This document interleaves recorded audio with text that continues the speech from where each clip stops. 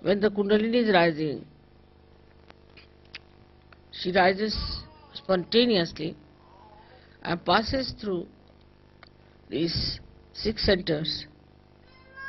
That time she also at Vishuddhi,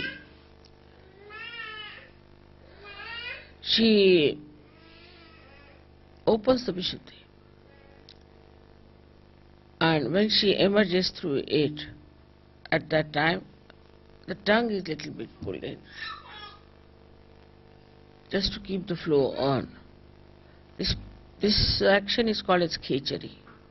So when people are very deeply in meditation, those who have achieved great heights in meditation, they find suddenly they get into khechari situation, or we call it mudra. In that state, as if some nectar starts flowing from your palate. If you move your tongue upward like that, you will feel the cool coming down your tongue. And try that.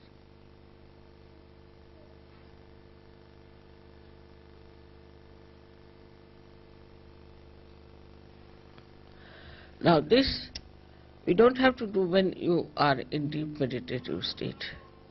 It starts cooling down your tongue slowly as automatically you get into khechari state.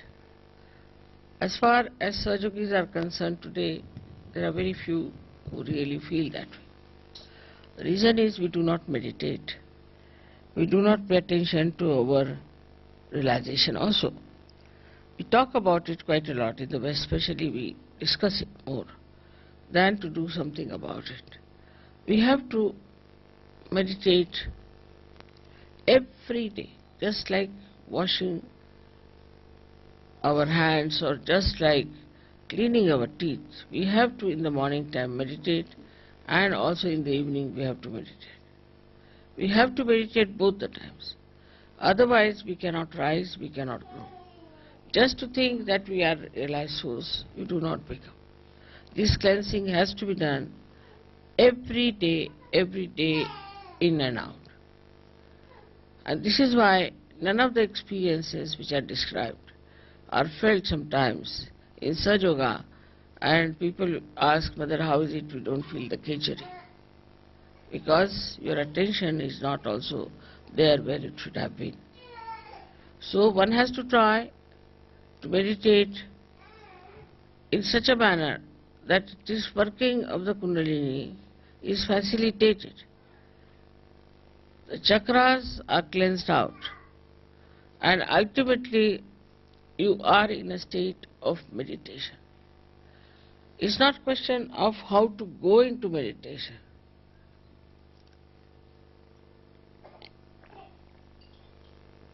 But it's the question how to be in meditation all the time.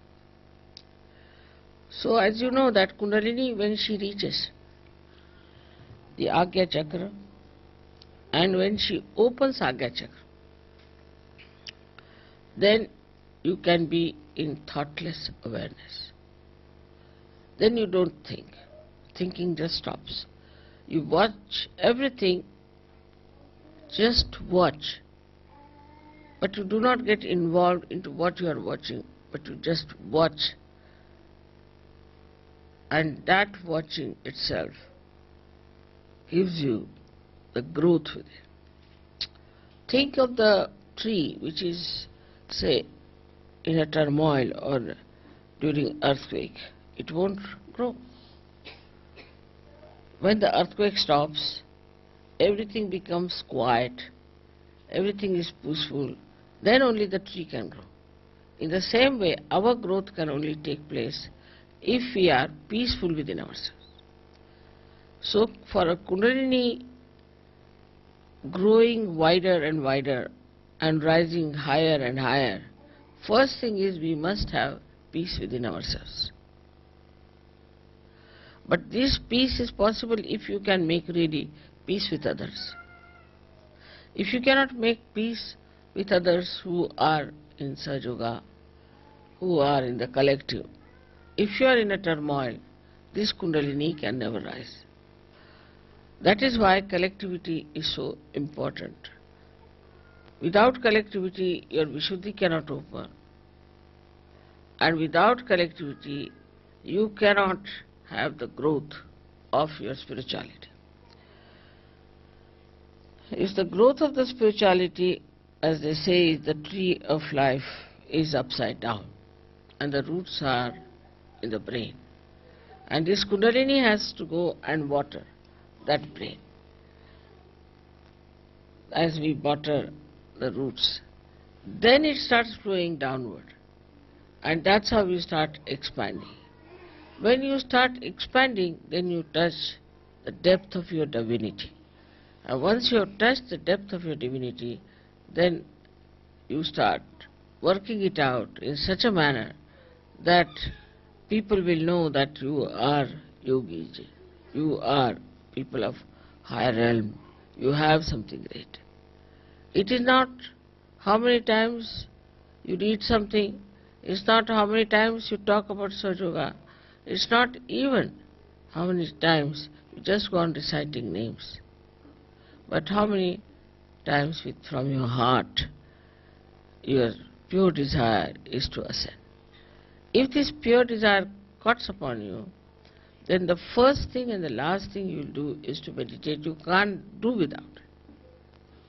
Even if you try, you can't do without it. If you will sleep without meditating, you think, oh, I have not meditated. Not out of guilt, but I have missed something. I have missed something. That should happen to us. So this power of Gauri has to be respected because she is our mother. She is our individual mother. She has given us second birth. She is the one who knows all about us. She is so gentle, so kind. How she slowly rises. She doesn't give us trouble. She takes all the trouble of penetrating through these centers and she gives us the second birth. Because she understands everything. She knows everything. She organizes everything. She brings forth all the beauty that you are. Once you start developing that beauty within yourself, then you will be surprised how powerful you are. Because all these things are of the same nature. Is the truth that you discover, is the same as the beauty, is the same as the joy. You don't have to think that joy is separate, truth is different, beauty is different. Because we are not yet at that point, we just take one facet. But once we reach that point, then the whole thing seems to be one.